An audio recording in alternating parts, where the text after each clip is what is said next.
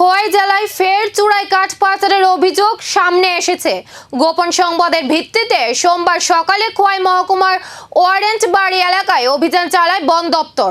খোয়াই বন দপ্তর ও বাইজালবাড়ি থানার যৌথ অভিযানে দুটি ছোট্ট পিকআপ গাড়ি থেকে প্রায় 180 ফুট অবৈধ কাঠ উদ্ধার করা হয়।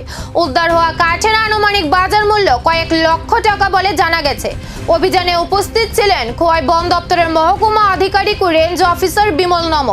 উদ্ধার হওয়া কাঠ কোথা থেকে আনা হচ্ছিল এবং এই পাচারের সঙ্গে কারা জড়িত তা খতিয়ে দেখা হচ্ছে।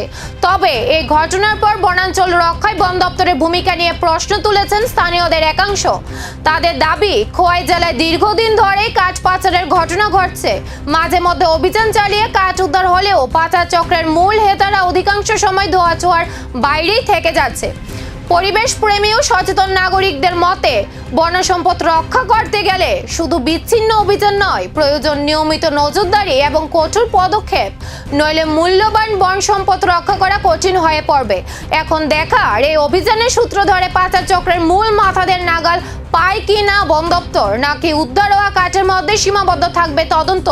একটা সিক্রেট ইনফরমেশন ছিল, ওই ভিত্তিতে এফপিও খোয়াইয়ের পুরোটা টিম কালকে রাত্র থেকেই বিভিন্ন জায়গায় পেট্রোলিংও করছিল এবং অ্যাম্বুশে বসা ছিল।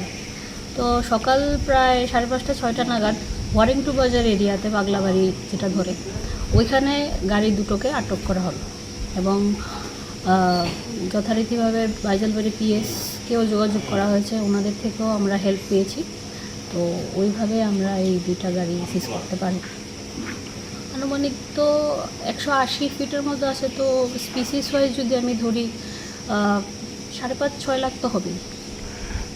নেতৃত্বে আমি বলবো এফপিও তো সিক্রেট ইনফরমেশনের বেসিসে বেরিয়েছি, সঙ্গে আমাদের ডিএফও খোয়াই, তারপরে আমি এসডিএফও খোয়াই, তারপর range officer Bimal Namasudra, range officer Khowai, আমাদের সবাই এবং তেলেমুড়া এফপিও আমাদেরকে সাহায্য করেছে।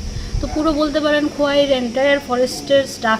180 ফুট চোরাই কাঠ উদ্ধার হয়েছে ঠিকই, কিন্তু প্রশ্ন হলো এই কাঠের পেছনে থাকা বড় পাচার চক্র কি ধরা পড়বে, নাকি কয়েকদিন পর ফের একই ছবি দেখা যাবে খোয়াইয়ের বনাঞ্চলে?